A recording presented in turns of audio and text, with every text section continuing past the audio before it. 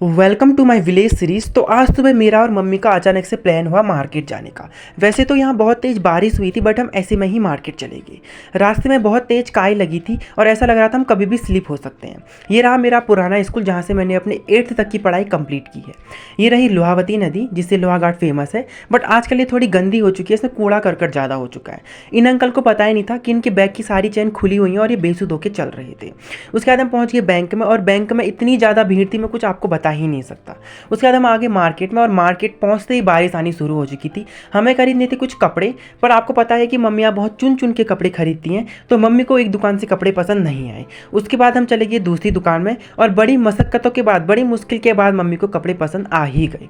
उसके बाद हमें खरीदने थे आम, पर हम बहुत ज़्यादा कन्फ्यूज़ थे, क्योंकि कुछ दुकानदार बोल रहे थे 100 के 2 किलो आम, और कुछ बोले थे 100 के 2.5 किलो आम। अगर आप होते तो आप कौन से वाले आम लेते, मुझे ज़रूर बताएगा। फिर आ गई मम्मी अपनी फेवरेट दुकान में, जहाँ से सारा सामान एक बार में ही मिल जाता है। आज हम घर को गाड़ी से आए, क्योंकि गाड़ी से आने में हमें सिर्फ 10 से 15 मिनट लगते हैं, और चल के आने में हमें आधा घंटा लगता है।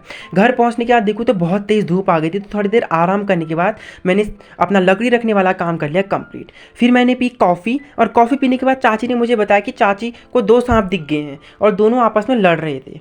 ये देख सकते हैं आप, दोनों आपस में कैसे लड़ रहे हैं। उसके बाद पापा ले आए शाम को पपीते और आम। अब मैं कंफ्यूज हो चुका था कि मैं दोनों में से क्या खाऊं। अगर आप होते तो आप क्या खाते, मुझे कमेंट में ज़रूर बताएगा।